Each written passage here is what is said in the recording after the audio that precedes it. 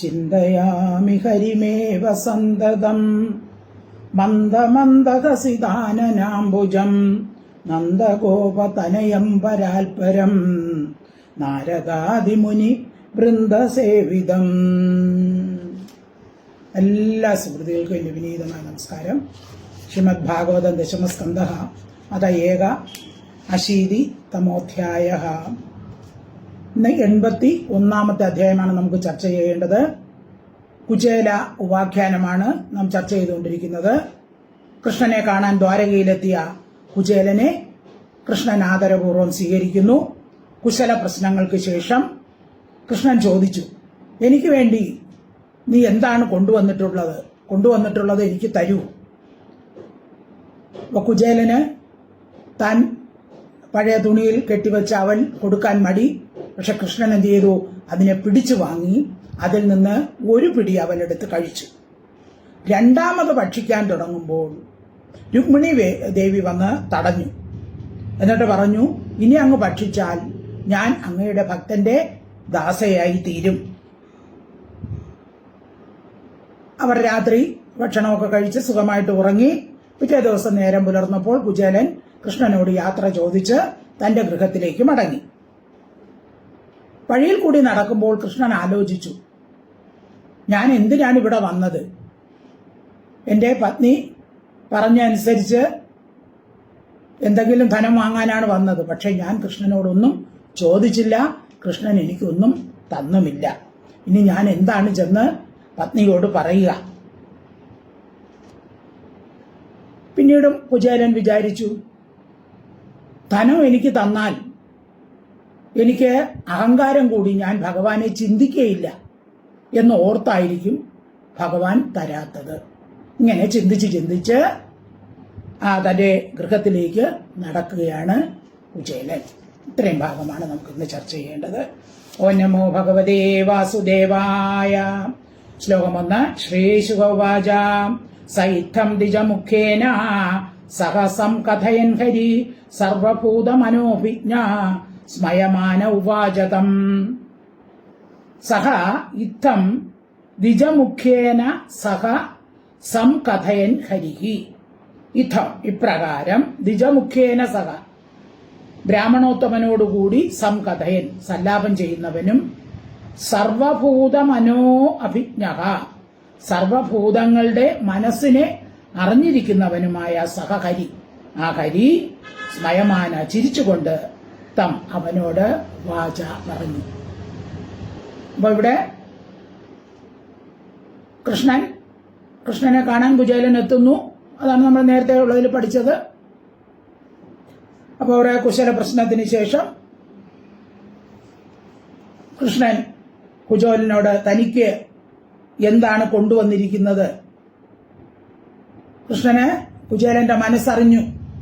അതായത് അവൽ കൊണ്ടുവന്നിട്ടുണ്ട്, പക്ഷെ ലജ്ജ കാരണമാണ് കുചേലൻ തരാത്തത് എന്ന് സർവജ്ഞനായ സർവഭൂത അഭിജ്ഞ സർവഭൂതങ്ങളുടെ മനസ്സിനെ അറിഞ്ഞിരിക്കുന്നവനായ സഹഹരി, ആ ഹരി സ്മയമാന അല്പ ചിരിച്ചിട്ട് തം അവനോട്, അതായത് കുചേലനോട് പറഞ്ഞു, സയിത്തം ദ്വിജമുഖേന സഹസം കഥയൻ ഹരി സർവഭൂതമനോഭിജ്ഞ സ്മയമാന ഉവാചതം. ശ്ലോകം 2. ബ്രഹ്മണ്യോ ബ്രാഹ്മണം കൃഷ്ണോ ഭഗവാൻ പ്രഹസൻ പ്രിയം പ്രേംണാ നിരീക്ഷേണ നൈവ പ്രേക്ഷൻ ഖലു സതാം ഗതിഃ. ബ്രഹ്മണ്യഃ ബ്രാഹ്മണം കൃഷ്ണഃ ഭഗവാൻ പ്രഹസൻ പ്രിയം. ബ്രഹ്മണ്യഃ ബ്രാഹ്മണഭക്തനും ഭഗവാൻ ഐശ്വര്യപൂർണനും സതാം ഗതി സത്തുക്കളുടെ പ്രാപ്യസ്ഥാനവുമായ കൃഷ്ണൻ പ്രേമത്തോടുകൂടിയ നിരീക്ഷണത്തോടുകൊണ്ട് തന്നെ സ്നേഹത്തോടുകൂടി ആ കുചേലനെ നോക്കി പ്രിയം ബ്രാഹ്മണം ഇഷ്ടനായ ബ്രാഹ്മണനെ പ്രകർഷേണ കടാക്ഷിച്ചുകൊണ്ട് പ്രഹസൻ പുഞ്ചിരിച്ചുകൊണ്ട് പറഞ്ഞു. അപ്പോൾ സർവജ്ഞനായ ഭഗവാൻ, ബ്രാഹ്മണ ഭക്തനായ ഭഗവാൻ ബ്രാഹ്മണ ശ്രേഷ്ഠനായ കുചേലനെ പ്രേമത്തോടുകൂടി ഒന്ന് നോക്കിയിട്ട് തനിക്ക് കൊണ്ടുവന്ന അവൽ എന്താണ് തരാത്തത്, അത് മറയ്ക്കാൻ ശ്രമിക്കുന്നു എന്ന് തക്കവണ്ണം ഒളിഞ്ഞു നോക്കി. കുചേലൻ ഈ അവൽക്കെട്ടിന് പിറകെ ഒളിപ്പിച്ചിരിക്കുകയാണ്. അപ്പൊ അത് ഭഗവാൻ കുചേലനെ ഒന്ന് കടാക്ഷിച്ചു. നീ കയ്യിലെന്തോ കൊണ്ടുവന്നിട്ടുണ്ട്, എനിക്കറിയാം, അവൾ കൊണ്ടുവന്നിട്ടുണ്ടെന്ന് എനിക്കറിയാം എന്ന് മനസ്സിൽ വിചാരിച്ച് അവൽക്കെട്ടിന്റെ നേരെ കണ്ണൊന്ന് നോക്കി, ഒന്ന് കടാക്ഷിച്ചിട്ട് ഭഗവാൻ ചിരിച്ചിട്ട് കുചേലനോട് ഇപ്രകാരം പറഞ്ഞു: ബ്രഹ്മണ്യോ ബ്രാഹ്മണം കൃഷ്ണോ ഭഗവാൻ പ്രഹസൻ പ്രിയം പ്രേംണാ നിരീക്ഷേണ നൈവ പ്രേക്ഷൻ ഖലു സതാം ഗതിഹി. Shri ഭഗവാനുവാചാം കിമുപായനാനീതം Brahman may ഭഗവതാ ഗൃഹാത് അണ്വപ്യ ഉപാഹൃതം ഭക്തൈ പ്രേംണാ ഭൂര്യേവ may ഭവേത് ഭൂര്യപ്യ ഭക്തോപഹൃതം നമേ തോഷായ കൽപ്പതേ. അപ്പൊ ഭഗവാൻ കുചേലനോട് ചോദിക്കുകയാണ്. ഇത് പ്രധാനപ്പെട്ടതാണ്. ഭാഗവത ഹൃദയ സാരം എന്നാണ് ഇതിനെ പറയുന്നത്. ഭാഗവതത്തിന്റെ ഹൃദയ സാരാംശമാണ് ഇത്. ഭഗവാൻ ഭക്തരോട് എങ്ങനെയാണ് ഭഗവാന്റെ മനസ്സ് എന്നുള്ളതാണ് ഇത് കാണിക്കുന്നത്.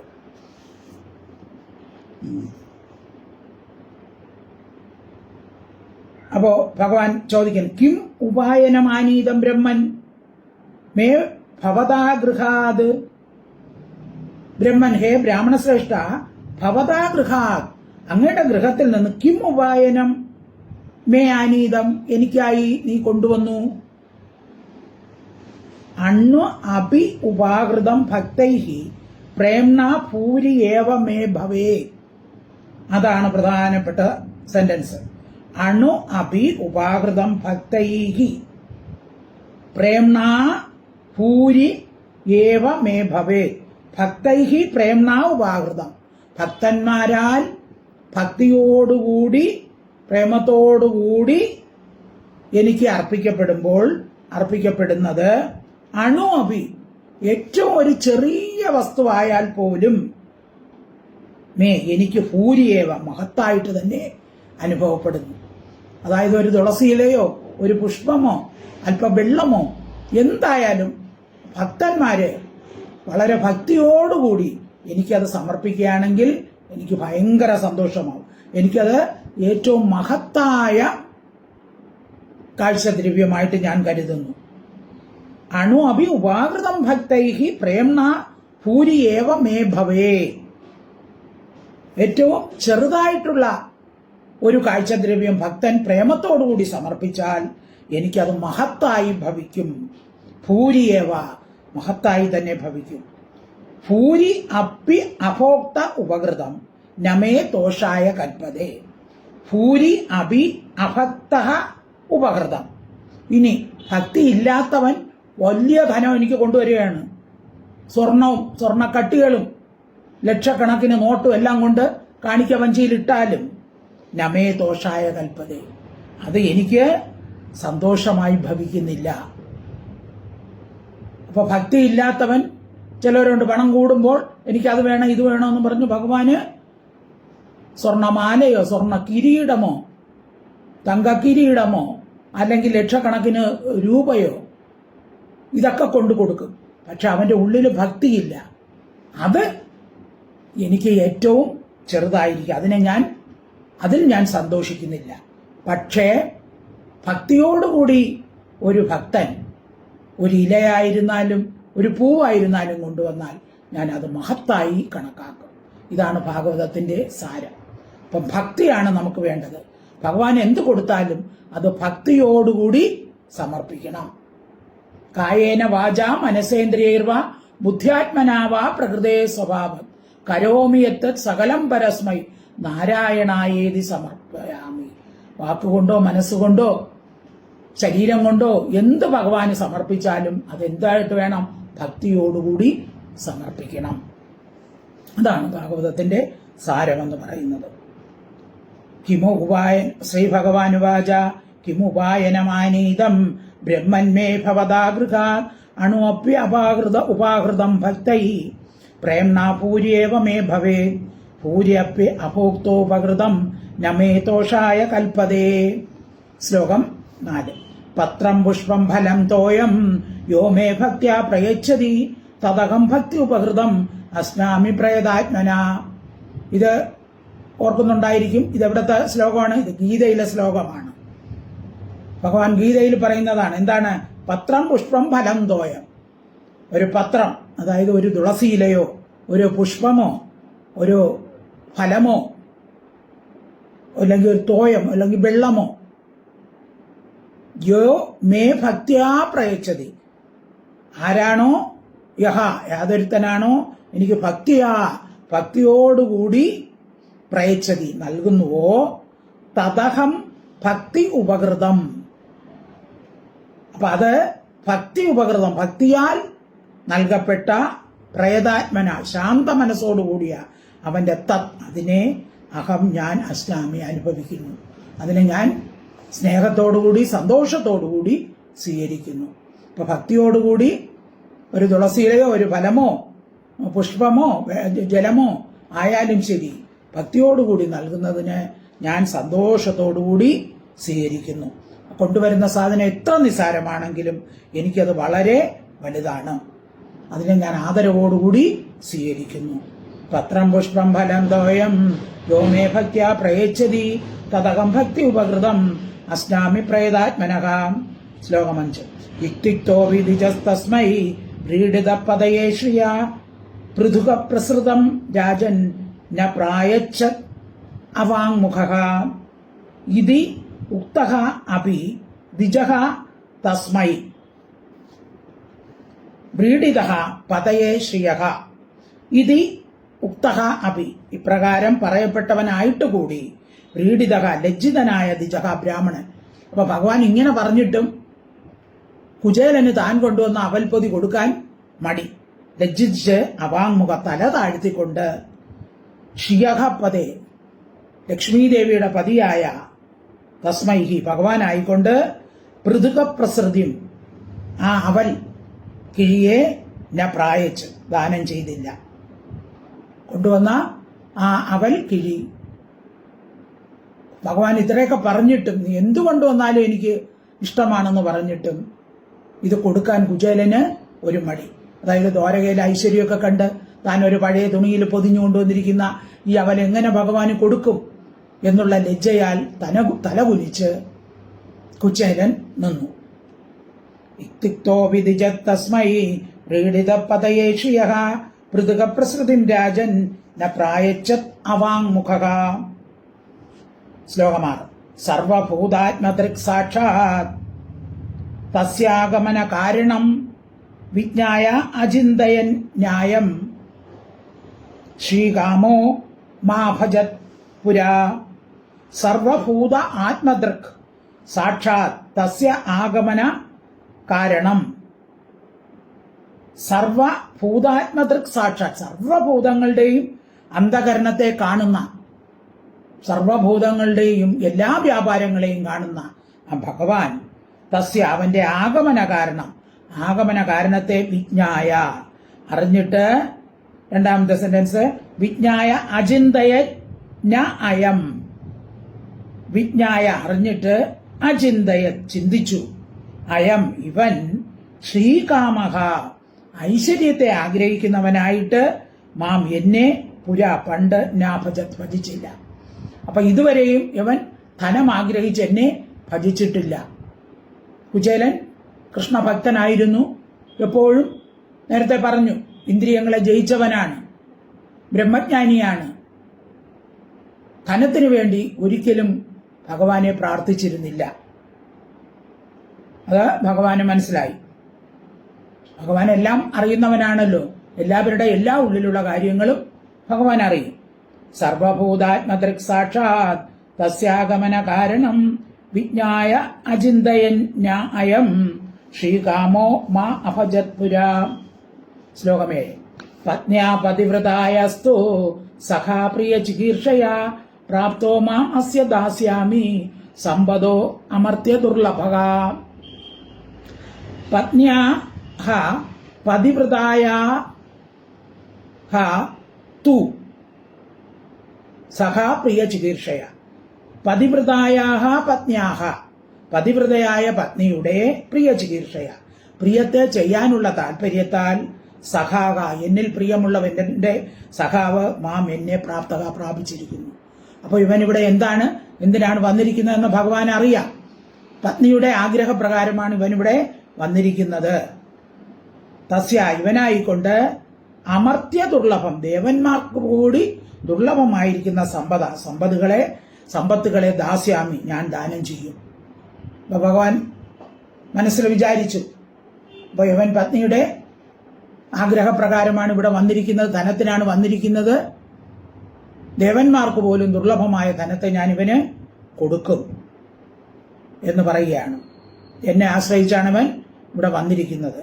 പത്ന്യാ പതിവ്രതായാസ്തു സഖാ പ്രിയ ചികീർഷയാ പ്രാപ്തോ മാമസ്യ ദാസ്യാമി സമ്പദോ അമർത്യ ദുർലഭക. ശ്ലോകം 8. ഇഥം വിചിന്യ വസനാത് ചീരബദ്ധാത് ദ്വിജമനഃ സ്വയം ജഹാര കിമിദം ഇതി പൃഥുക തണ്ടുലാൻ. സർവത്ര ഗോവിന്ദ നാമ സങ്കീർത്തനം. ഗോവിന്ദ ഹരി ഗോവിന്ദ. ഇഥം വിചിന്യ, ഇപ്രകാരം ചിന്തിച്ചിട്ട്, വസനാത് ക്ഷീരബദ്ധ്യാത് ദ്വിജമനഃ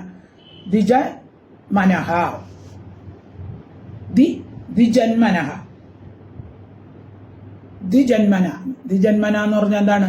2 ജന്മമുള്ളവരാരാണ്? ബ്രാഹ്മണൻ. അതായത് ജനിക്കുമ്പോഴും പിന്നെ ഉപനയനം കഴിക്കുമ്പോൾ അടുത്ത ജന്മം എന്നാണ് വയ്പ. അതാണ് ദ്വിജന്മന. ദ്വിജന്മന എന്ന് പറയുന്നത് ബ്രാഹ്മണരെയാണ്. 2 ജന്മമുള്ളവര് ബ്രാഹ്മണരാണ്. നമുക്കൊക്കെ ഒരു ജന്മേ ഉള്ളൂ. അപ്പൊ അങ്ങനെ ദ്വിജന്മന, ബ്രാഹ്മണന്റെ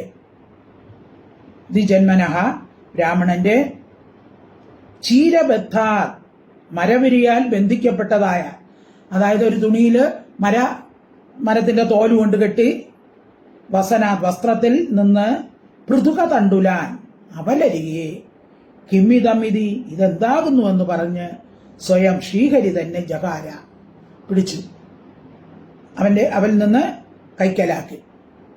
അപ്പോ കുചേലൻ ഒളിപ്പിച്ചു വെച്ചിരുന്ന അവലിനെ ഭഗവാൻ ചോദിച്ചു, ഇതെന്താണ് എന്ന് ഒന്നും അറിയാത്ത പോലെ ഇതെന്താണെന്ന് പറഞ്ഞ് അവനിൽ നിന്ന് അതിനെ പിടിച്ചു വാങ്ങി.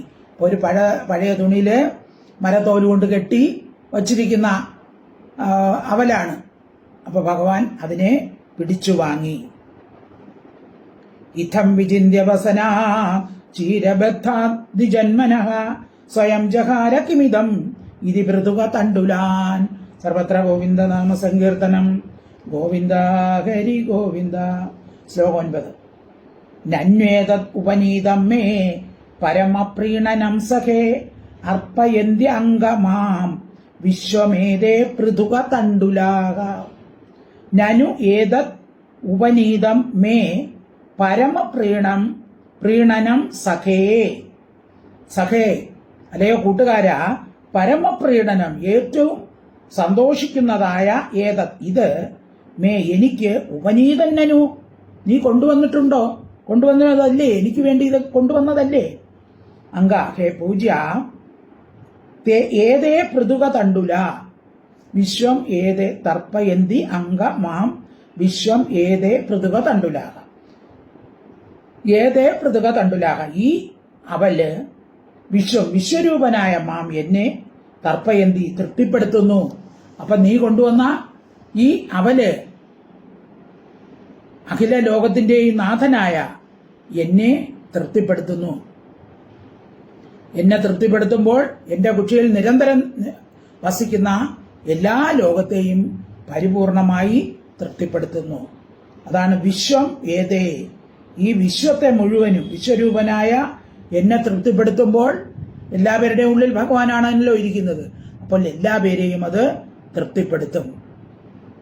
അപ്പൊ ഈ അവലിലെ ഓരോ മണിയും അതിന് പര്യാപ്തമാണ്. നന്വേതതുപനീതം മേ പരമപ്രീണനം സഖേ തർപ്പയന്ത്യംഗമാം വിശ്വമേതേ പൃഥുക തണ്ടുലാകാം. ശ്ലോകം 10.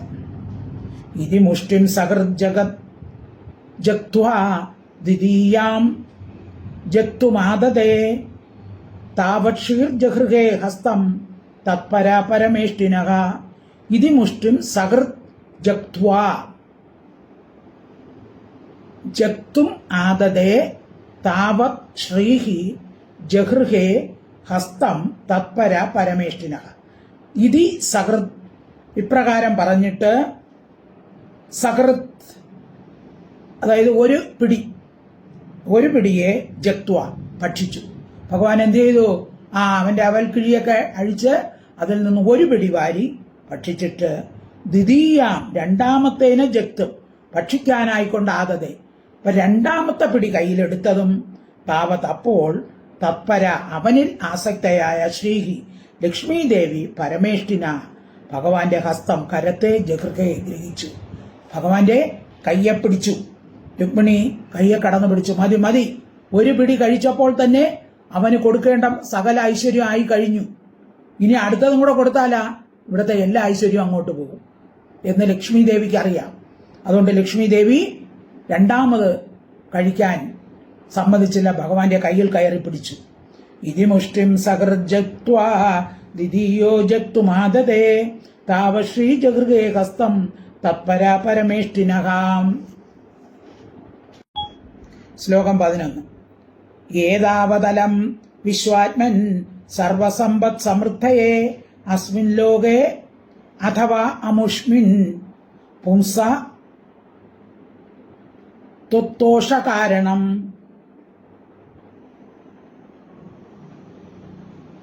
ഏതാവത് അലം വിശ്വാത്മൻ തത്തോഷകാരണം. വിശ്വാത്മൻ സർവസമ്പത് സമൃദ്ധയെ അസ്മിൻ ലോകേ അഥ അമുഷ്മിൻ പുംസ ത്വത്തോഷകാരണം.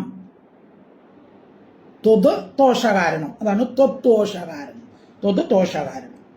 വിശ്വാത്മൻ അല്ലയോ സർവ അന്തര്യാമിയായിട്ടുള്ളവനെ ത്വത്തോഷകാരണം അങ്ങയുടെ സന്തോഷത്തിന് കാരണമാകും വിധം പുംസക അങ്ങയുടെ ഭക്തന് അസ്മിൻ ലോകെ ഈ ലോകത്തിലും അഥവാ അമുഷ്മിൻ ലോകെ പരലോകത്തിലും സർവസമ്പത് സമൃദ്ധയെ സർവസമ്പത് സമൃദ്ധികളുടെയും സർവസമ്പത്തുകളുടെയും സമൃദ്ധിക്കായിക്കൊണ്ട് ഏതാവതാ ഇത്രമാത്രം കൊണ്ട് അലം പര്യാപ്തമാകുന്നു.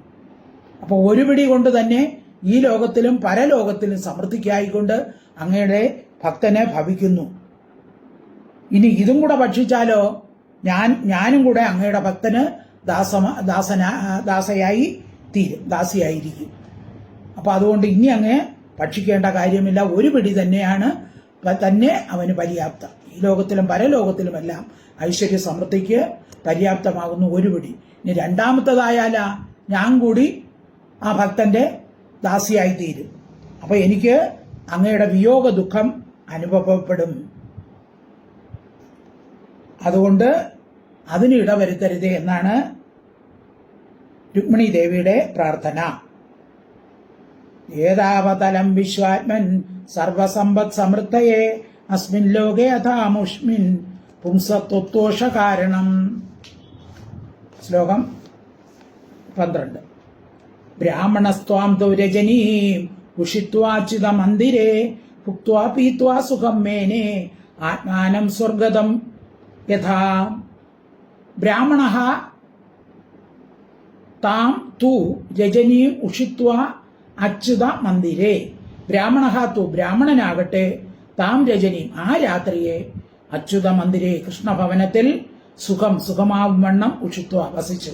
അപ്പൊ ആ രാത്രി കുശല പ്രശ്നം കഴിഞ്ഞു, പിന്നെ ആഹാരമൊക്കെ കഴിച്ചു, എല്ലാം കഴിഞ്ഞ് രാത്രി സുഖമായി ഉഷിത്വ ഉറങ്ങിയിട്ട് ഭുക്ത്വ ഭുജിച്ചിട്ട് പീത്വ കുടിച്ചിട്ട് ആത്മാവിനെ തന്നെ സ്വർഗതം യഥാ സ്വർഗത്തെ പ്രാപിച്ചവനെ എന്ന പോലെ മേനിരെ വിചാരിച്ചു.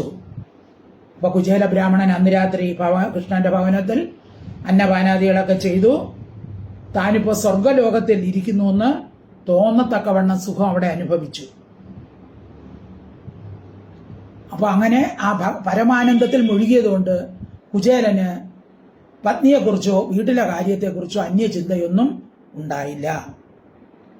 ബ്രാഹ്മണസ്താം തു രജനീം ഉഷിത്വാച്യുത മന്ദിരേ ഭുക്ത്വാ പീത്വാ സുഖം മേനെ ആത്മാനം സ്വർഗതം യഥാ. ശ്ലോകം 13. ശോഭൂതേ വിശ്വഭാവേന സ്വസുഖേനാഭിവന്ദിതഃ ജഗാമ സ്വാലയം താതാ പഥ്യ അനുവ്രജ്യ നന്ദിതഃ. ശോഭൂതേ, ശ്വഃ അഭൂതേ ആണ് ശോഭൂതേ എന്നുവെച്ചാൽ ശോ എന്ന് വെച്ചാൽ പിറ്റേ ദിവസം, നാളെ നേരം പുലർന്നപ്പോൾ വിശ്വഭാവനെ, വിശ്വത്തെ അഭിവൃദ്ധിപ്പെടുത്തുന്നവനും സ്വസുഖേന അഭിവന്ദിത, സ്വസുഖേന അഭിവന്ദിത, സ്വാത്മാനന്ദത്താൽ പൂർണ്ണനായ കൃഷ്ണനാൽ ആദരവോടെ വന്ദിക്കപ്പെട്ടവനായി ജഗാമ സ്വാലയം താത, ഏ വത്സ, ജഗാമ സ്വ ആലയം, തന്റെ ഭവനത്തേക്ക് ഗമിച്ചു. പഥ്യ അനുവൃജ്യ നന്ദിത, നന്ദിക സന്തോഷിപ്പിക്കപ്പെട്ടവനായി പതി വഴിയിൽ അനുവൃജ്യ യാത്ര ചെയ്തിട്ട് തന്റെ വീട്ടിലേക്ക് ബ്രാഹ്മണൻ തിരിച്ചു, അതായത് കുചേലൻ തിരിച്ചു. രാത്രി ഭക്ഷണമൊക്കെ കഴിച്ച് സുഖമായി ഉറങ്ങി സ്വർഗസുഖമൊക്കെ അനുഭവിച്ച് പിറ്റേ ദിവസം നേരം വെളുത്തപ്പോൾ കൃഷ്ണനോട് യാത്രയും പറഞ്ഞ് ബ്രാഹ്മണൻ കൃഷ്ണനെ നമസ്കരിച്ച് സന്തോഷിപ്പിച്ച് യാത്ര ചെയ്തു. അപ്പൊ ബ്രാഹ്മണൻ പരമസന്തുഷ്ടനായി തന്റെ ഗൃഹത്തിലേക്ക് പുറപ്പെട്ടു. ശോഭൂതേ വിശ്വഭാവേന സ്വസുഖേനാഭിവന്ദിതഃ ജഗാമ സ്വാലയം താതാ പഥ്യ അനുവ്രജ്യ നന്ദിതഃ. ശ്ലോകം 14. സചാലത്വാ ധനം കൃഷ്ണാത് നതു യാചിതവാൻ സ്വയം സ്വഗൃഹാൻ പ്രീഡിതോ ഗച്ഛത് മഹദ്ദർശന നിർവൃതഃ. സഹ ച അലപ്ത്വാ ധനം കൃഷ്ണാത്, സഹ ച അവൻ, കൃഷ്ണനിൽ നിന്ന് ധനത്തെ അലപ്ത്വ ലഭിക്കാതെ. അപ്പൊ കൃഷ്ണനോട് അവനൊന്നും ധനം ചോദിച്ചുമില്ല, കൃഷ്ണൻ കൊടുത്തുമില്ല. അപ്പൊ കൃഷ്ണനിൽ നിന്നും ധനമൊന്നും ലഭിക്കാതെ നതു യാചിതവാൻ സ്വയം നതു യാചിതവാൻ, സ്വയം ഒന്നും യാചിച്ചുമില്ല, കൃഷ്ണനൊന്നും കൊടുത്തുമില്ല. സ്വഗൃഹാൻ വ്രീഡിതഃ അഗച്ഛത്, വ്രീഡിതഃ ലജ്ജിതവനായി മഹദ് ദർശന നിർവൃത, ഭഗവാന്റെ ആ മഹാത്മാവിന്റെ ദർശനത്താൽ സന്തോഷിച്ചവനായി സ്വഗൃഹം തന്റെ ഭവനത്തെ അഗച്ഛത് ഗമിച്ചു, തന്റെ ഗൃഹത്തിലേക്ക് യാത്ര തിരിച്ചു. അപ്പൊ കൃഷ്ണനിൽ നിന്ന് ഒന്നും ചോദിച്ചുമില്ല, കൃഷ്ണനൊന്നും കൊടുത്തുമില്ല. ഇങ്ങനെ ചിന്തിച്ചുകൊണ്ട് കൃഷ്ണനെ കണ്ട ആ സന്തോഷത്തോടുകൂടി ബ്രാഹ്മണൻ തന്റെ ഗൃഹത്തിലേക്ക് യാത്ര പുറപ്പെടുകയാണ്. സച്ചാലത്വാധനം കൃഷ്ണാത് നതു യാചിതവാൻ സ്വയം സ്വഗൃഹാൻ വ്രീഡിതോ ഗച്ഛത് മഹദ്ദർശന നിർവൃതഃ. ശ്ലോകം 15. അഹോ ബ്രഹ്മണ്യദേവസ്യ ദൃഷ്ട്വാ ബ്രഹ്മണ്യതാമയ യദ്ദരിദ്രതമോ ലക്ഷ്മീ ആസൃഷ്ടോ ബിഭ്രതോ രസി. അഹോ ബ്രഹ്മണ്യദേവസ്യ, ബ്രാഹ്മണനെ ദേവനായി കരുതിയിരിക്കുന്നവന്റെ ബ്രഹ്മണ്യത, ബ്രാഹ്മണ ഭക്തി മയ എന്നാൽ ദൃഷ്ട്വാ കാണപ്പെട്ടു. അപ്പൊ കുചേലൻ ആലോചിച്ചുകൊണ്ട് നടക്കുകയാണ്. ഓ, കൃഷ്ണന്റെ ബ്രാഹ്മണ ഭക്തി എനിക്ക് അനുഭവപ്പെട്ടു, എന്താശ്ചര്യം. അപ്പൊ എന്നെ എങ്ങനെയാണ് കൃഷ്ണൻ സൽക്കരിച്ചത്? കൃഷ്ണൻ എന്റെ കാല് കഴുകി ആ വെള്ളത്തെ തലയിലൊഴിച്ചു, ലക്ഷ്മി ദേവി വെഞ്ചാമരം വീശി തന്നു, എന്തൊക്കെയായിരുന്നു അത്? ആശ്ചര്യം തന്നെയാണ്. അഹോ ആശ്ചര്യം. യാതൊന്ന് ഹേതുവായിട്ട് ലക്ഷ്മിയെ ഉരസി മാറിൽ വിഭ്രത ധരിച്ചിരിക്കുന്നവനാൽ ദരിദ്രതമഹ ഏറ്റവും ദരിദ്രനായ ഞാൻ ആശ്ലേഷിക്കപ്പെട്ടു. അപ്പൊ ലക്ഷ്മി ദേവിയെ തന്റെ മാറിടത്തിൽ ധരിച്ചുകൊണ്ടിരിക്കുന്ന ആ ഭഗവാൻ മഹാദരിദ്രനായ എന്നെ മാറിൽ ചേർത്ത് ആലിംഗനം ചെയ്തുവല്ലോ, ആശ്ചര്യം തന്നെ എന്ന് ചിന്തിച്ച് കുചേലൻ തന്റെ വീട്ടിലോട്ട് നടക്കുകയാണ്. അഹോ ബ്രഹ്മണ്യദേവസ്യ ദൃഷ്ട്വാ ബ്രഹ്മണ്യതാമയ യദ്ദരിദ്രതമോ ലക്ഷ്മീ ആശ്ലിഷ്ടോ ബിഭ്രതോ ഉരസി. വിഭ്രതഃ ഉരസി, വിഭ്രതോ ഉരസി. ശ്ലോകം 16. ക്വാഹം ദരിദ്രപാപീയാൻ കോ കൃഷ്ണ ശ്രീനികേതനഃ ബ്രഹ്മ ബന്ധുർ ഇതി സ്മാഹം ബാഹുഭ്യാം പരിരംഭിതഃ ക്വ അഹം ദരിദ്രഃ പാപിയാൻ കോ കൃഷ്ണഃ ശ്രീനികേതനഃ. ദരിദ്രഃ, ഏറ്റവും ദരിദ്രൻ, ഉപജീവനത്തിന് പോലും വഴിയില്ലാത്ത ദരിദ്രനും പാപിയാൻ, ഏറ്റവും പാപിയമായ അഹം, ഞാൻ, കോ എവിടെ, ദരിദ്രനായ ഞാൻ എവിടെ, ശ്രീനികേതനഃ കൃഷ്ണഃ ക്വായ, ശ്രീനികേതനായ ലക്ഷ്മിയുടെ വാസസ്ഥാനമായ കൃഷ്ണൻ എവിടെ. ബ്രഹ്മബന്ധു ബ്രാഹ്മണകുലജാതൻ ഇതി എന്ന വിചാരത്താൽ ബാഹുഭ്യാം, രണ്ടു കൈകൾ കൊണ്ടും അഹം, ഞാൻ, പരിരംഭിതസ്മാ, ആലിംഗനം ചെയ്തുവല്ലോ. അപ്പൊ ബ്രാഹ്മണൻ എന്ന ഒരു കാര്യം വച്ചിട്ട് വിചാരത്താൽ എന്നെ ഭഗവാൻ ആലിംഗനം ചെയ്തുവല്ലോ. ദരിദ്രനായ ഞാൻ എവിടെ, ലക്ഷ്മി നിവാസനായ ഭഗവാൻ എവിടെയാണ്. എന്നാലും ബ്രാഹ്മണ ഭക്തി, ഭഗവാന്റെ ബ്രാഹ്മണ ഭക്തി ആശ്ചര്യം തന്നെയാണ്. കോഹം ദരിദ്രപാപീയാൻ കോ കൃഷ്ണശ്രീനികേതനഃ ബ്രഹ്മബന്ധുരിതി സ്മാഹം ബാഹുഭ്യാം പരിരംഭിതഃ. ശ്ലോകം 17. നിവാസിത പ്രിയാജുഷ്ടേ പര്യങ്കേ ഭ്രാതരോ യഥാ മഹിഷ്യാഭീജിത ശ്രാന്തോ ബാലവ്യജനഹസ്തയാ.